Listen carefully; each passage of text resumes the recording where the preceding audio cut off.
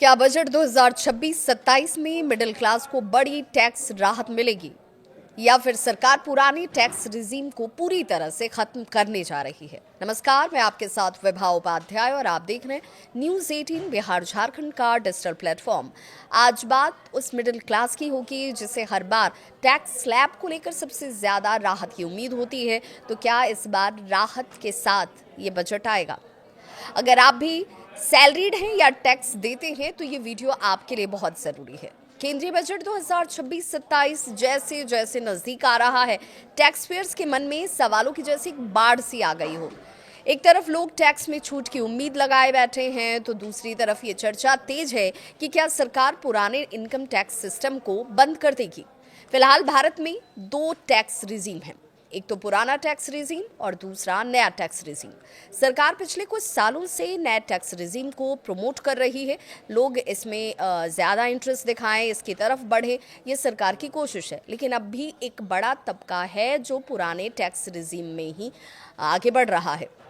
यहाँ तक कि फाइनेंशियल ईयर 2025-26 से नया टैक्स रिजीम डिफ़ॉल्ट बना दिया गया।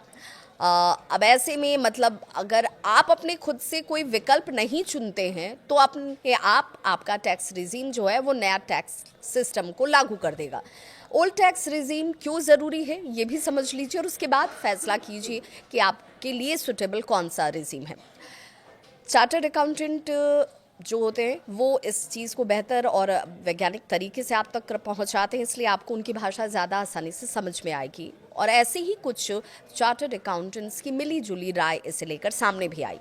आज भी पुराना टैक्स रिजीम लाखों टैक्स पेयर्स के लिए बेहद ज़रूरी है, उनका ये मानना है। ख़ास तौर पर बड़े शहरों की बात करें तो वहाँ रहने वालों के लिए जहाँ किराया ज़्यादा होता है, एचआरए की छूट सिर्फ पुराने टैक्स रिजीम में ही मिलती है। इस लिहाज से ये पुराना टैक्स रिजीम जो है वो आपके लिए फ़ायदेमंद हो जाता है। इसके अलावा भी पुराने टैक्स रिजीम में मिलती है कुछ बड़ी छूट। अब ये बड़ी छूट किस रूप में मिलती है तो ये जान लीजिए।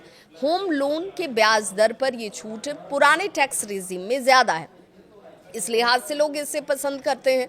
इसमें 2 लाख तक सेक्शन 80C में आपको तकरीबन 1.5 लाख तक की छूट मिल जाती है, इस वजह से भी ये प्रायोरिटी में ज़्यादा है। हेल्थ इंश्योरेंस सेक्टर की बात करें तो ये भी 80D में ही आता है और एजुकेशन लोन की बात करें तो ये भी 80E सेक्शन में ही आता है, इसमें भी ब्याज दर में छूट मिलती है। इतना ही नहीं, LIC की बात करें, PPF की बात करें, ELSS जैसे निवेश की बात करें तो इसमें भी टैक्स छूट जो है ये पुराने रिजीम में लोगों को हासिल होता रहा है। अब ये सब फायदे अगर हटे तो मिडिल क्लास पर टैक्स का बोझ स्वाभाविक तौर पर है कि बढ़ जाएगा। वहीं नया टैक्स रिजीम ज़्यादा सरल है।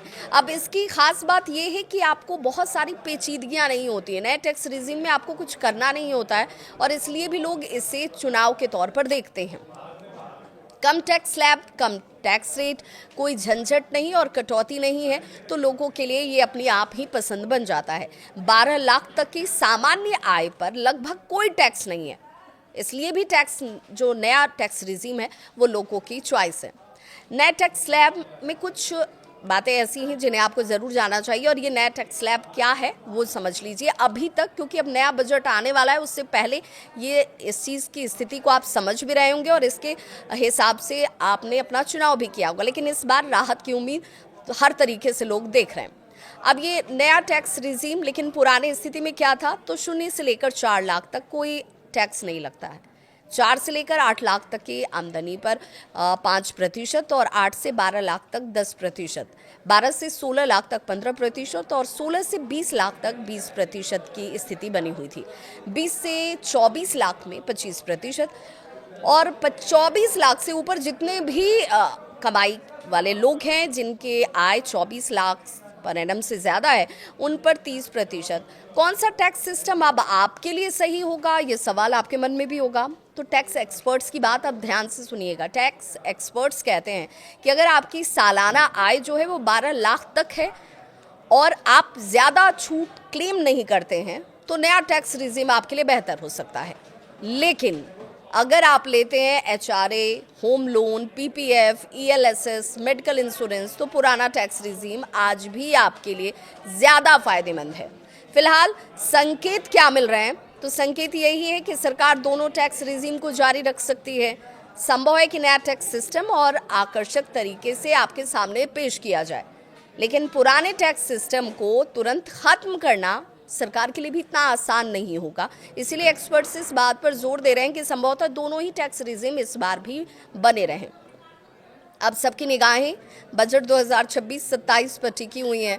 देखना होगा कि इस बार मिडिल क्लास को किस रूप में कितनी राहत मिलती है, या टैक्स का बोझ जो है वो अभी जितना है उतना ही बना रहता है। आपको क्या लगता है? आपकी राय बहुत महत्वपूर्ण। पुराना टैक्स सिस्टम बरकरार रहना चाहिए या हटा दिया जाना चाहिए? कमेंट में अपनी राय ज़रूर साझा करें और ऐसे ही काम की खबरों के लिए देखते रहें हमें।